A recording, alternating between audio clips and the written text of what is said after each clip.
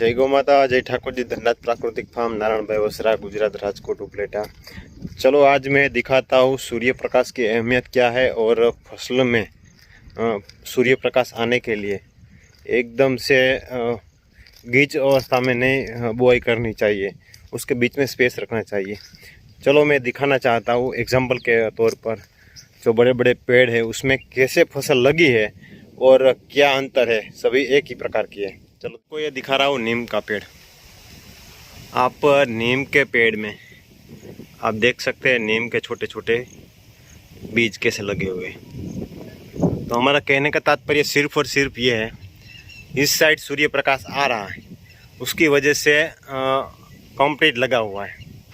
और आप देख रहे हो यहाँ पे ये दूसरा पौधा है, यहाँ पे सूर्य प्रकाश कम आ रहा है, उसकी वजह से यहाँ पे आपको कहीं पे नहीं दिखाई देगा।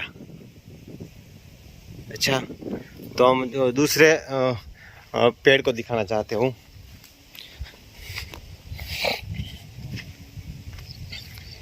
उस साइड का सनसेट की तरह हो रहा और ये सूर्य उदय की ओर जो ये है, तो यहाँ पे फल लगे हुए हैं।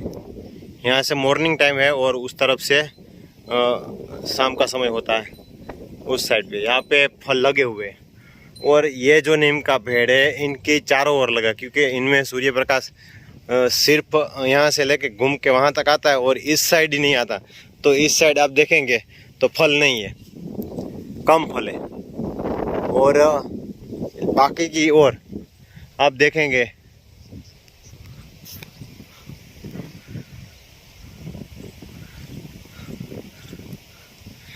तो कहने का तात्पर्य सिर्फ और सिर्फ है, जो बड़े फसल की बुआई होती है उनमें बीच में स्पेस होना चाहिए।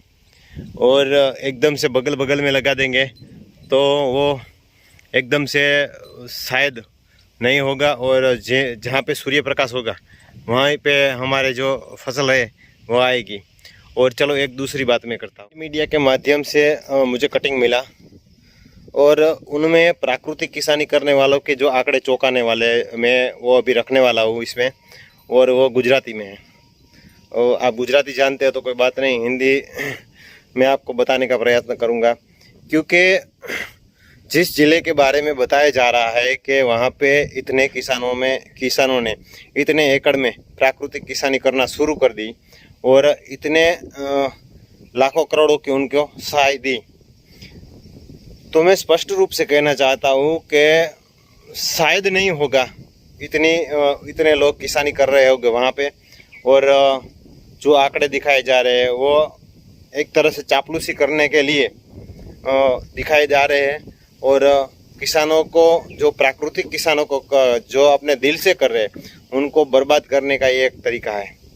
क्योंकि जहाँ तक मैं जानता हूँ, जो किसान अपने दिल से कर रहा है उनका माल शायद 50% या 40% बिक रहा हो। कोई एक आध दो बंदा होगा जिनका 100% माल खुद से बिक रहा होगा। तो कहने का तात्पर्य सिर्फ है, जो चीटिंग करने वाले, जो फ्रॉड करने वाले, जो ऑर्गेनिक के नाम पे माल बेच के जो आज अपना जेब भर ले, लेकिन कभी ना कभी तो झूठ का भांडा फूटने वाला है ही।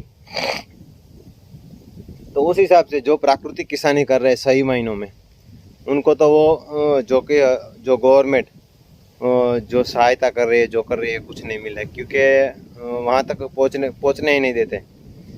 और जो झूठे हैं वो आगे बैठ जाते हैं, क्योंकि जो सच्चे दिल से करते हैं वो तो अपने खेत में ही लगे जुड़े रहते हैं। क्योंकि इस प्राकृतिक किसानी में पशुधन रखना पड़ता है और पशुधन के साथ जो उनके गोबर और गौमूत्र के साथ ही जो भी प्रोडक्ट बना के चलना होता है, तो वही प्रोडक्ट के साथ खेत में यूज़ करना होता है। तो उस हिसाब से सच में मानिए तो जो लेबर है उनको तो वो चीज़ पसंद नहीं है। तो उस हिसाब से उनको तो लेबर एक तो परफेक्टली मिलता नहीं है, और लेबर मिलता है तो वो भी कंडीशन रखता है, मैं ये काम नहीं करूँगा, ये काम नहीं करूँगा। तो जो गोबर गौमूत्र का काम है तो वो किसान को खुद को करना पड़ेगा, और जो मार्केटिंग है वो खुद करनी पड़ेगी। और कहीं ना कहीं फिर भी इसमें बिचौलिए आ जाते हैं। जो कई शहरों में बड़े मॉल लेके बैठे हैं किसानों के पास से कम रेट में खरीद के, और वहाँ पे वो दुगने रेट में बेच रहे हैं और वहाँ पे भी झोल कर रहे हैं। शायद दूसरों लोगों को पता नहीं होगा। चलो फॉर एग्जांपल मैं आपको बताता हूँ, कोई एक बंदा कर रहा है तो फेमस हो, 50% माल बिक गया और 50% वाला वो मॉल से खरीद के ले गया। फॉर एग्जांपल चलो मान लीजिए कि उनके पास से 100 केजी गेहूँ लेके चला गया, तो उनका 100 केजी गेहूँ ख़त्म ही नहीं होगा और उसके नाम पे ही बेचेगा। कहाँ से आपने ख़रीदा, तो वो बोलेगा कि मैंने उस बंदे से ख़रीदा। क्योंकि 100 केजी तो एक एग्जांपल पे दे रहा हूँ, कोई 20 केजी ले जाएगा, कोई 25 केजी ले जाएगा, एक ही साथ में तरह ले जाएगा और उनका गेहूँ बिकेगा नहीं और इस बंदे के नाम से गेहूँ बिकता ही रहेगा। अन्य कोई भी फसल हो उस बंदे के नाम से बिकती रहेगी। तो इस वीडियो के माध्यम से मैं आपको बताना चाहता हूँ, जो हम संगठित होकर संगठन बना रहे हैं और हम वीडियो डाल रहे हैं, उसका तात्पर्य सिर्फ और सिर्फ यही है क्योंकि हर एक किसान 2 या 3 या 4 फसल उगाता है, उससे ज़्यादा शायद नहीं होगा, और होगा तो अलग अलग वैरायटी के हिसाब से होगा और अपने क्षेत्र में 2-3 बंदे के साथ। क्योंकि जो चीज़ जहाँ पे होती है उसके आगे तो वहाँ पे होती नहीं होगी। तो उस हिसाब से हम संगठन करके अलग अलग क्षेत्रों के माध्यम से जो अलग अलग चीज़ पका रहे हैं, जो खाने वाला व्यक्ति है उनके पास पहुँचने का हम प्रयास कर रहे हैं, और जो व्यक्ति लेना चाहता है उनको हर एक चीज़ इस ग्रुप के माध्यम से मिले। तो ज़्यादा से ज़्यादा हमारा वीडियो शेयर कीजिए, जो कि किसानों को भी मिले और किसानों के साथ जो जोल हो रहा है वो भी उनको तात्पर्य उनको भी मिले, और जो खाने वाला वर्ग है उनको भी जो पता चले कि क्या दिक्कत है।